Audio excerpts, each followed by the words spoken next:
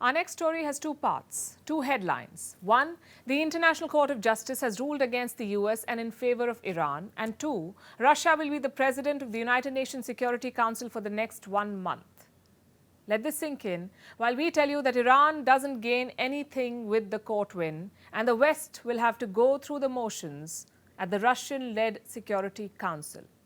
Makes you wonder how ineffectual and sometimes absurd these international bodies are. Let's start with the case of Iran. This is what happened.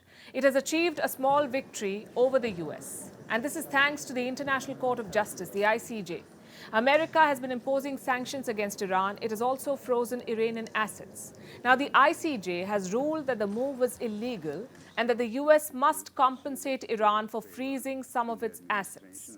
It says the US violated a treaty from 1955 and must pay damages to Iran. But don't expect non-alcoholic champagne showers in Tehran just yet. It's a Pyrrhic victory at best. Iran had sued the US for seizing over $2 billion worth of assets. The bulk of these were Iran's central bank funds. They were stored in a Citibank account in New York. The funds are worth about $1.75 billion. The ICJ says this amount is out of its jurisdiction. Well, what about the rest? $250 million. Will Iran be compensated for that amount? It's unlikely. The ICJ has given the US 2 years to work out a compensation deal with Iran. And if they don't agree, then it will step in and decide the fine. Well, you could think fine. If nothing else, the US will have to pay in 2 years from now. But that too may not happen because who will make Washington pay? You see, the ICJ cannot actually make anyone do anything. Let's look at what the ICJ really is. It's the United Nations top court based out of The Hague in the Netherlands. It's also sometimes called the World Court.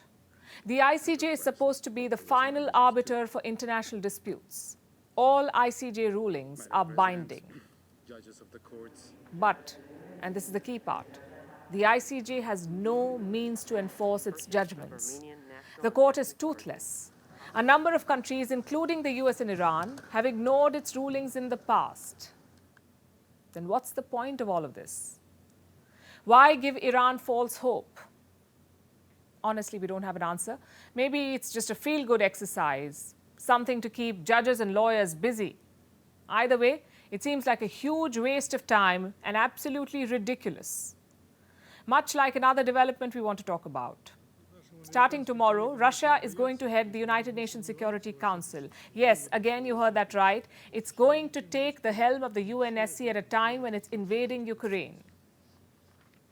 Now, this is actually standard procedure. The UNSC chair is a largely ceremonial role. It rotates between the 15 Security Council members every month.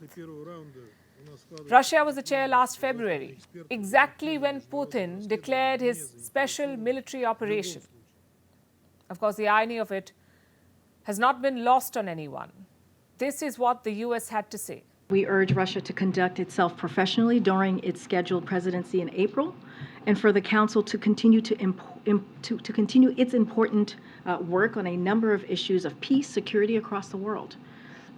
That said, we expect Russia to continue to use its seat on the Council to spread disinformation and to try to distract from the attempt to justify its actions in Ukraine and the war crimes members of its forces are committing and its outrageous violations of the UN Charter. A country that flagrantly violates the UN Charter and invades its neighbor has no place on the UN Security Council. Unfortunately, Russia is a permanent member of the Security Council, and no feasible international legal pathway exists to change that reality. That is what we are living with currently. She says that's what we are living with. And why is this the case? It's because the UN is a direct result of the old world order. It was formed after World War II, a war where the US and the Soviet Union were allies against Nazi Germany. Those against? The United Nations founders really did not think ahead. They happily laid claim to global dominance with their permanent Security Council seats and their veto powers. Now, the lack of foresight is making all global institutions seem absurd. All pomp and pageantry, but no results really.